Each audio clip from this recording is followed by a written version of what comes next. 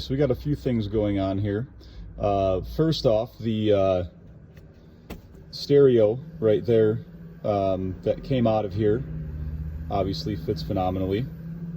And the one that is going in is, you can kind of see from here, it's a little bit narrower, which is fine because this part of the stereo is behind the dash. There's only a little bit of this that sticks out. And it's a lot a bit shorter, and the aftermarket install kits don't fit around this particular faceplate. This is a little bit too big, so I think this is metric and those are standard. Just to give you an idea here, just gonna remove that. So here's our factory panel. I don't really want to modify this. I'd like to keep this the same, but as you can see where the dirt marks are on there. But this fits over the top of that just ever so slightly. And if we go look at the, give me 1 second here, grab the other one. If we look at our nice Chinese one here, there's a little something to be desired in the department of fitment on that.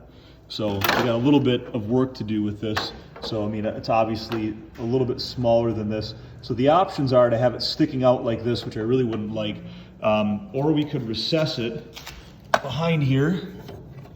Sorry, I needed 2 hands there for a second, and not really have to do much trimming. Just make, you can see there's a little, well, if I even this out, just a little bit of a gap on either side, and obviously a little bit of a gap on the top and the bottom.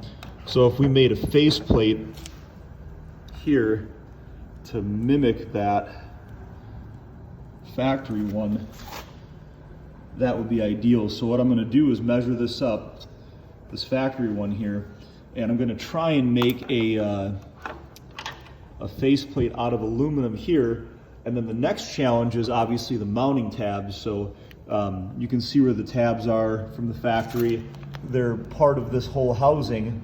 I have a couple mounts on the side here. So what I'm thinking about doing is just making a couple brackets that are going to obviously place this in the correct spot. And just for probably ease of use, what I'll do is I'll make the brackets to match the factory one here.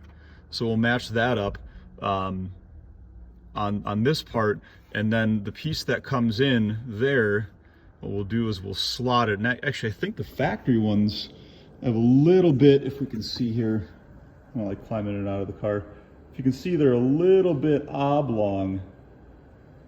There's that round locating hole, but the rest of it's a little bit oblong. So 0.5 is a little bit too much. So I zoomed out too far. But if we do the factory mounting hole and we kind of oblong these a little bit, we have some adjustability left to right. And then I'm gonna just make the bracket obviously to go in here, so it moves up and down. So we'll oblong that up and down once we get those measurements. But I'm gonna have to get the measurements for the depth and everything on that first. I'm gonna put the factory stereo in here, and I'm gonna measure the depth of this on each side with my caliper. Once I measure the depth of that on either side, I'll wind up basically just figuring out a mount from the front of this to those mounting holes, how far of a depth that we need, so we can have that on there. So that should be a different kind of fun. These things never go quite as you expect them to. I'm hoping I get done with all this and this thing actually works. I haven't even wired it up yet.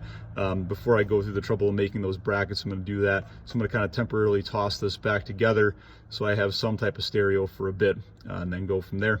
We'll catch you guys next time.